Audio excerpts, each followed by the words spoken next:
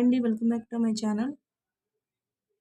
ఈ వీడియోలో సోషల్ కంటెంట్‌కి సంబంధించి సెకండ్ టాపిక్ అయిన ఉత్పత్తి, వినిమయం మరియు జీవనోపాధికి సంబంధించి పరిశ్రమలు అనే టాపిక్ గురించి వివరించుకోవడం జరుగుతుంది. లాస్ట్ వీడియోలో మనం పారిశ్రామిక విపత్తు, ప్రమాద నివారణ చర్యల వరకు వివరించడం జరిగింది. ఈ వీడియోలో ప్రధాన పరిశ్రమలు, పంపిణీకి సంబంధించి డిస్కస్ చేసుకుందాం. సో ఏపీలో టెట్ నోటిఫికేషన్ అనేది రిలీజ్ అయింది.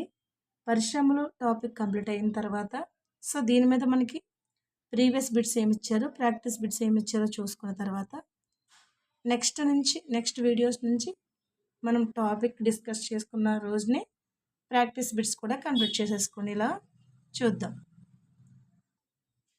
సో ఫస్ట్ చూసుకుంటే అభివృద్ధి చెందుతున్న పరిశ్రమలను సన్ రైజ్ ఇండస్ట్రీస్ అని కూడా అంటారు. సో మనకి ఇది ఇంపార్టెంట్. సన్ రైజ్ ఇండస్ట్రీస్ అని వేటిని అంటారంటే అభివృద్ధి చెందుతున్న పరిశ్రమలని. ప్రధాన పరిశ్రమల పంపిణీలో వస్త్ర పరిశ్రమ, ఇనుము ఉక్కు పరిశ్రమ, సమాచార సాంకేతిక పరిశ్రమ మొదలైనవి ఉంటాయి. ప్రపంచంలోని ప్రధాన పరిశ్రమలు సమాచార సాంకేతిక పరిశ్రమలు నూతనంగా అభివృద్ధి చెందుతున్న పరిశ్రమ కాగా వస్త్ర పరిశ్రమ, ఇనుము ఉక్కు పరిశ్రమ దీనికంటే పురాతన పరిశ్రమలు. సో పురాతన పరిశ్రమలు ఏవి అంటే మనకి వస్త్ర పరిశ్రమ ఒకటి, ఇనుము ఉక్కు పరిశ్రమ అనేవి పురాతనమైనవి. నూతనంగా అభివృద్ధి చెందిన పరిశ్రమ ఏది అంటే సమాచార సాంకేతిక పరిశ్రమ, ఇన్ఫర్మేషన్ అండ్ టెక్నాలజీ పరిశ్రమలు, ఫ్యాక్టరీస్, ఇవి నూతన పరిశ్రమలు. పురాతనం అంటే వస్త్ర పరిశ్రమ, ఇనుము ఉక్కు పరిశ్రమ. సో వీటికి సంబంధించి వస్త్ర పరిశ్రమలు ఏ ఏ దేశాల్లో కేంద్రీకృతమై ఉన్నాయి, ఇనుము ఉక్కు పరిశ్రమలు ఏ ఏ దేశాల్లో ఉన్నాయి, సమాచార సాంకేతిక పరిశ్రమ అనేది ఏ ఏ దేశాల్లో ఉందో చూసుకుందాం. ఇనుము ఉక్కు పరిశ్రమ అనేది ఎక్కడుంది? Germany, USA, China, Japan, Russia దేశాల్లో ఇనుము ఉక్కు పరిశ్రమలు ఉన్నాయి. నెక్స్ట్ వస్త్ర పరిశ్రమలు ఎక్కడున్నాయి? భారతదేశం, హాంకాంగ్, దక్షిణ కొరియా, జపాన్, తైవాన్ దేశాల్లో వస్త్ర పరిశ్రమలు ఉన్నాయి. ఇన్ఫర్మేషన్ టెక్నాలజీకి సంబంధించి ఫ్యాక్టరీస్ ఎక్కడ ఉన్నాయంటే ప్రధాన కేంద్రాలు సెంట్రల్ కాలిఫోర్నియా, సిలికాన్ వ్యాలీ, భారతదేశంలోని బెంగళూరు ప్రాంతాల్లో ఉన్నాయి. సో ఇవి ఇంపార్టెంట్ మనకి. ఇనుము ఉక్కు పరిశ్రమ. సో ఇందులో ఇంపార్టెంట్ ఏమి ఉన్నాయి, మొత్తం చదివేసి కన్నా ఇంపార్టెంట్ చూసుకుంటే సరిపోదు.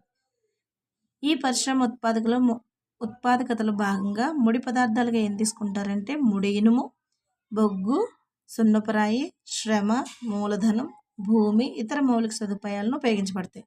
అవి ముడి పదార్థాలుగా ఉపయోగపడతాయి ఇనుము ఉక్కు పరిశ్రమలు. సో ఇందులో చూసుకుంటే ఇనుప ధాతువు నుండి ఉక్కును తయారు చేసే ప్రక్రియలో అనేక దశలు ఉంటాయి. ముడి ఇనుమును ఇనుప కులంలో కరిగిస్తారు, తర్వాత దాన్ని శుద్ధి చేస్తారు. ఇలా పొందిన ఉక్కును పరిశ్రమలు ముడి పదార్థంగా ఉపయోగిస్తారు. ఇది ఇంపార్టెంట్. 1 టన్ను స్టీల్ రెడీ అవ్వాలంటే మనకి 8 టన్నుల బొగ్గు ప్లస్ 4 టన్నుల ఇనుప ధాతువు ప్లస్ 1 టన్ను సున్నపురాయి కలిపి ప్రాసెస్ చేయడం వల్ల 1 టన్ను స్టీల్ అనేది లేదా ఉక్కు అనేది బయటకు వస్తుంది మనకి. ఉక్కు కఠినమైనదే కానీ దాన్ని సులభంగా కావాల్సిన ఆకృతిలో తయారు చేయవచ్చు, కత్తిరించవచ్చు.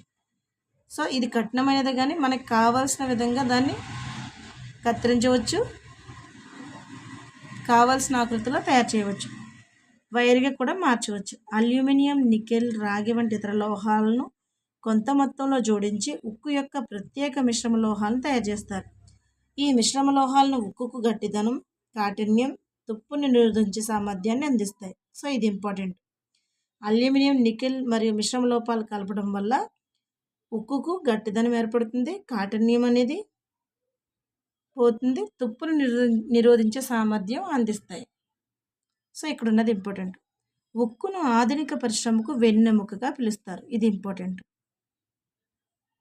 ఉక్కును ఆధునిక పరిశ్రమకు వెన్నెముకగా పిలుస్తారు.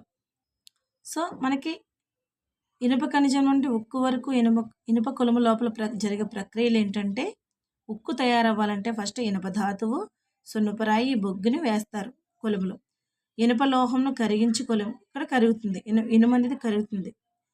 కరిగించిన తర్వాత మనకి వేడిగాలి బయటకు వస్తుంది. ఇక్కడ కరిగించిన ఇనుము అనేది ఇటు సైడ్కి వస్తుంది. ఇక్కడ లోహ వ్యర్థం అనేది అంటే ఇక్కడ తయారు చేయగా మిగిలిన వేస్టేజ్ అనేది ఇటు బయటకు వస్తుంది. సో ఇవన్నీ జరిగితేనే మనకి ఉక్కు అనేది రెడీ అవుతుంది. ఉక్కుతో ఏమేమి చేస్తారు అంటే పడవలు, ట్రైన్లు, ట్రక్కులు, ఆటోలు వంటివి ఎక్కువగా ఉక్కుతోనే తయారు చేస్తారు. వీటితో పాటుగా సేఫ్టీ పిన్నులు, సూదులు కూడా ఉక్కుతో తయారు చేస్తారు.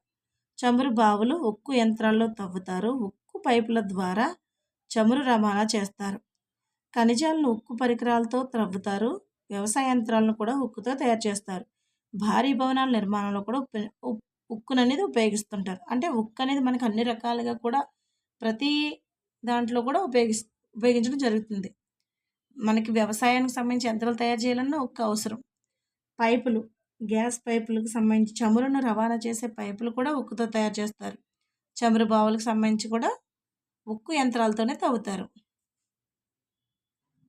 నెక్స్ట్, క్రీస్తు శకం 1800 సంవత్సరానికి ముందు ముడి పదార్థాలు, విద్యుత్ సరఫరా, జల రవాణా అందుబాటులో గల ప్రాంతాల్లోనే పరిశ్రమలు స్థాపించేవారు. అంటే 1800 సంవత్సరం, క్రీస్తు శకం 1800 సంవత్సరంలో విద్యుత్ సరఫరా, జల రవాణా ఉన్న ప్లేసుల్లో మాత్రమే ఇనుము ఉక్కు పరిశ్రమను స్థాపించారు. కానీ 1950 తర్వాత పెద్ద ఎత్తున ఉక్కు ఉత్పత్తులు జరగడం, విదేశాల నుండి ముడి దిగుమతులు అనుకూలంగా ఉండడంతో నౌకాశ్రయాలకు దగ్గరగా ఉన్న చదునైన విశాల భూభాగాల్లో ఈ పరిశ్రమలు స్థాపించారు. అందులో ముఖ్యమైనవి ఏమున్నాయి? భిలాయి, దుర్గాపూర్, బర్నపూర్, జంషెడ్పూర్, రూర్కెలా, బొకారో లాంటి ప్రధాన ఉత్పత్తి కేంద్రాలు పశ్చిమ బెంగాల్, జార్ఖండ్, ఒరిస్సా, ఛత్తీస్గఢ్ వంటి 4 రాష్ట్రాల్లో విస్తరించున్నాయి. ఇనుము ఉక్కు పరిశ్రమలు ఏ ఏ రాష్ట్రాల్లో ఉన్నాయంటే పశ్చిమ బెంగాల్, జార్ఖండ్, ఒరిస్సా, ఛత్తీస్గఢ్ ఈ 4 రాష్ట్రాల్లోనూ విస్తరించి ఉన్నాయి. నెక్స్ట్, కర్ణాటక రాష్ట్రంలోని భద్రావతి, విజయనగర్, కర్ణాటక రాష్ట్రంలో భద్రావతి, విజయనగర్, ఆంధ్రప్రదేశ్లో విశాఖపట్నం, తమిళనాడులో సేలం స్థానిక వనరులుగా ఉపయోగించుకుంటున్నాయి. నెక్స్ట్, జంషెడ్పూర్ 1947 సంవత్సరానికి ముందు Tata iron and steel company limited TISCO మాత్రమే భారతదేశంలో గల ఏకైక ఉక్కు కర్మాగారంగా ఉండేది. నాడు ఈ సంస్థ ప్రైవేట్ యాజమాన్యంలో ఉండేది. స్వాతంత్ర్యం అనంతరం కేంద్ర ప్రభుత్వం చొరవ తీసుకుని అనేక ఉక్కు కర్మాగారాలను స్థాపించింది. టిస్కో కర్మాగారానికి 1907 సంవత్సరంలో జార్ఖండ్లోని సుబర్ణరేఖ, కార్కే నదుల సంగమానికి సమీపంలో సచ్చి ప్రాంతంలో స్థాపించడం జరిగింది.